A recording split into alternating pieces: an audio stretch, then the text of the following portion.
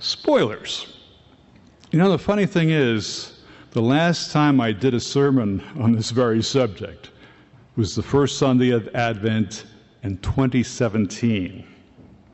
The first year of the first term of you-know-who. And now, here we are again.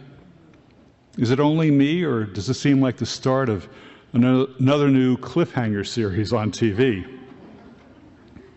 Now, speaking of cliffhanger episodes, have you ever watched a movie with someone and then you get to some crucial part of the story and your friend blurts out, this is where the Coast Guard comes and rescues everybody.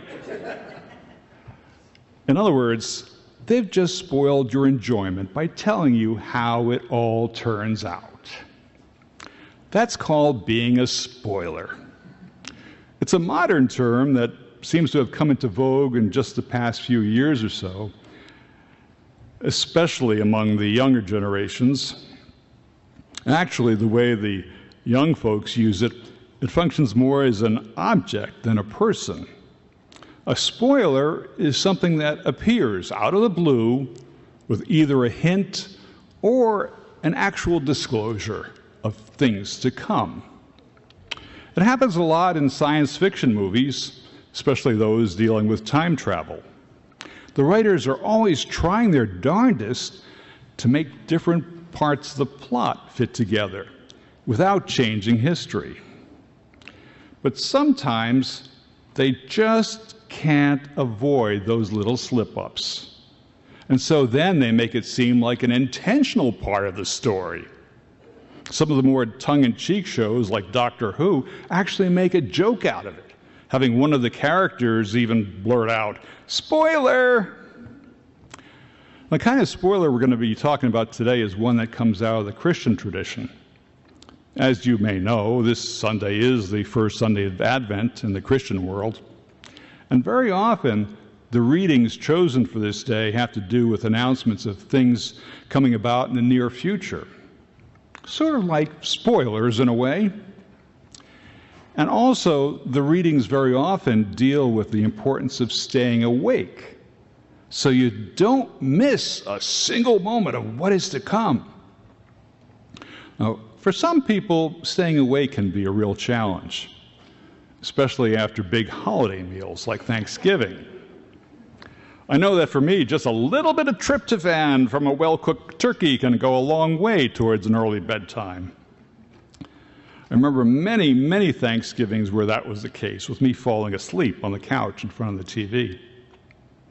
But back to the subject of staying awake. Here's a little bit of historical trivia for you on the early worship practices of the Pilgrims, or Congregationalists, who settled New England.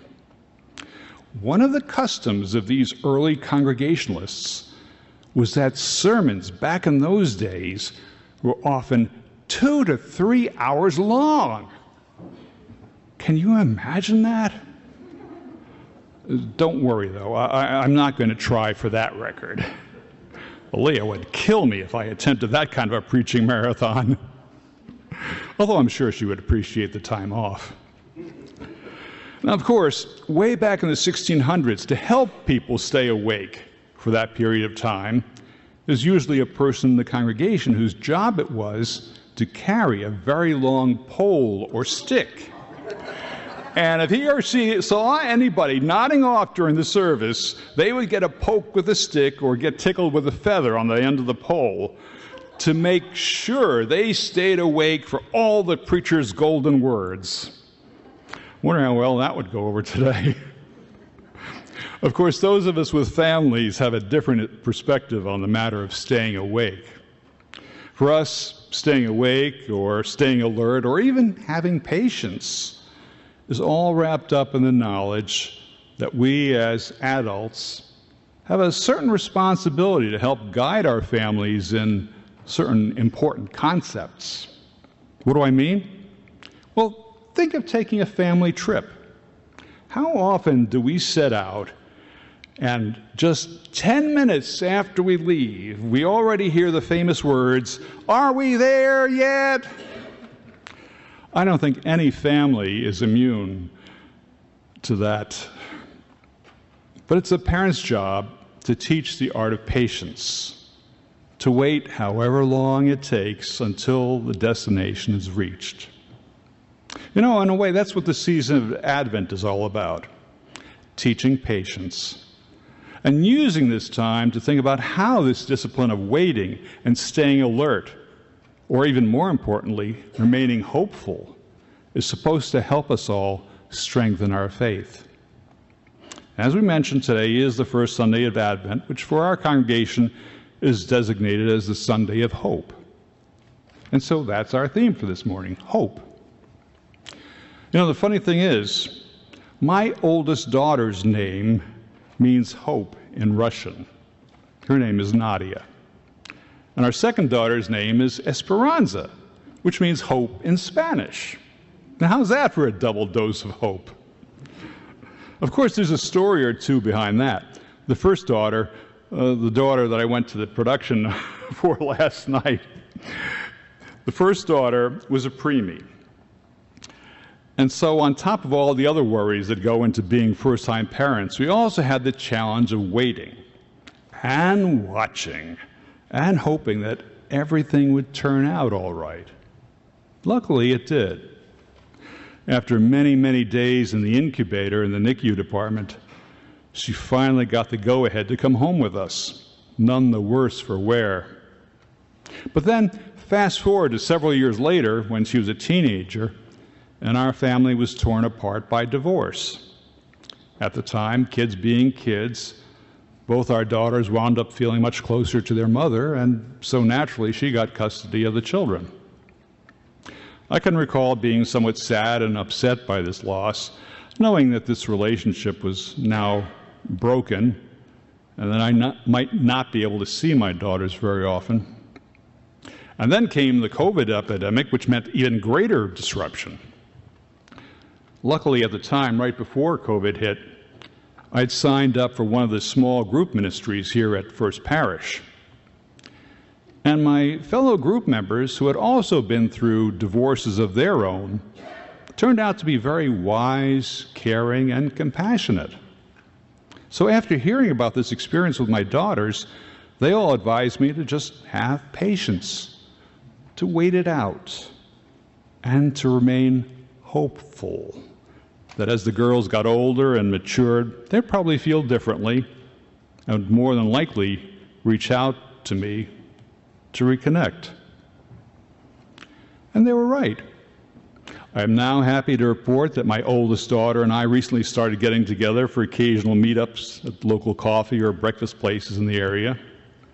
So I can personally attest that keeping hope alive through those several rough years ultimately did pay off. A big thank you goes to the First Parish Small Group Program for helping me through that experience. In a little over a month from now, we're all going to be starting a new year. It's already shaping up to be a rather unusual and different new year, no doubt about that.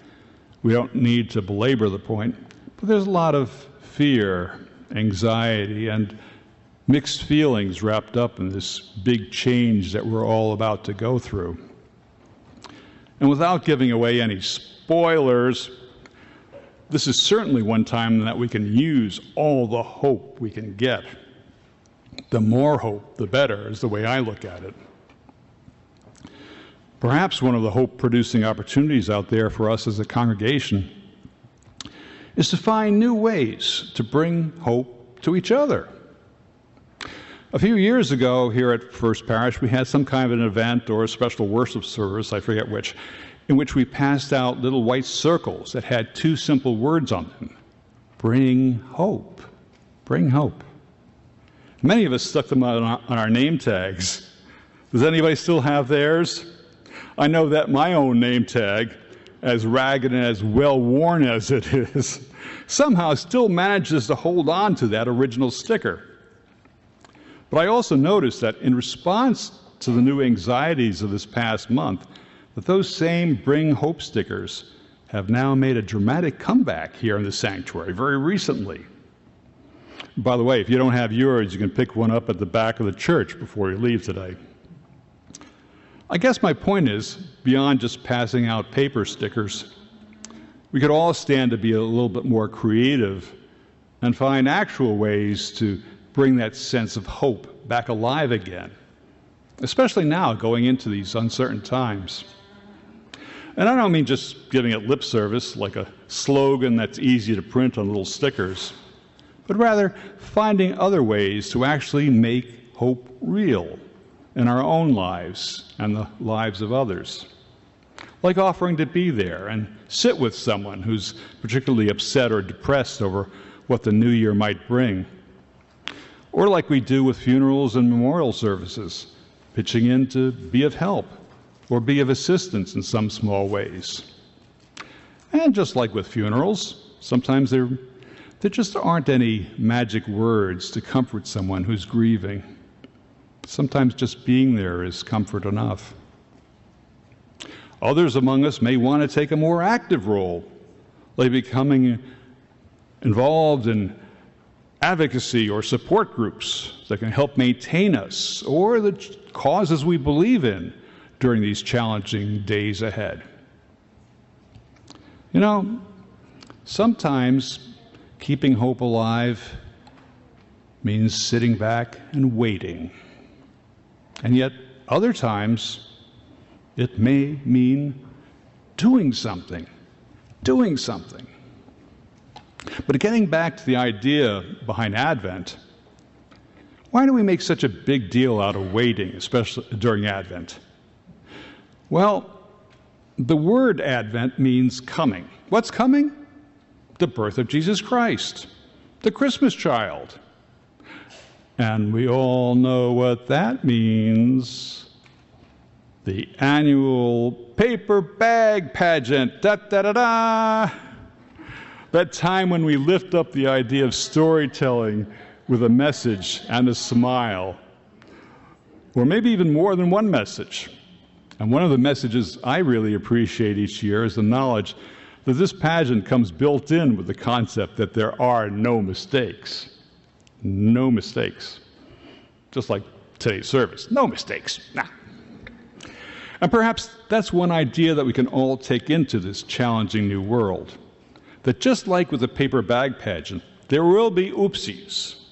There will be awkward or embarrassing moments, or worse. On some rare occasions, there may even be some fires to put out. But each year, for over 20 Christmas seasons, we as a church family have proven time and time again that mistakes are only temporary blips in a much bigger picture. And that bigger picture is love. Love. The love that inspires us, that brings us together, and which keeps moving us forward. Whatever obstacles, challenges, setbacks, or tragedies may get in our way.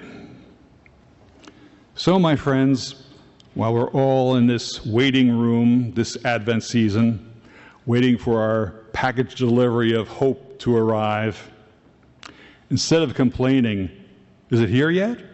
Or, are we there yet? Maybe we need to wake up, as that Bible story tells us, so that we don't miss a single moment of these very unusual times. And while we're waiting, we can ask, what exactly are we as 21st century people of faith being called to see and do right now? How are we supposed to go forward, given what we now know? That is truly a question for the ages, I tell you. But I do have one small bit of advice to give you in that regard. And that is, just don't get sidetracked by all the spoilers and distractions.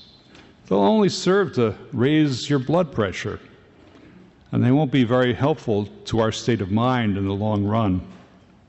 Instead, let's all simply make a concerted effort to stay true to what we all believe in. You see, as one of our fellow congregation members recently suggested, perhaps this is now the time to take that little dose of hope and figure out how we can make this period most productive, or most reassuring for ourselves? How are we being guided to reinvent ourselves or our country so that we can all go forward together in new, different, and hopefully more collaborative ways? The choice is ours to make. The possibilities are many. And collectively, we certainly have the love to make it happen. Amen.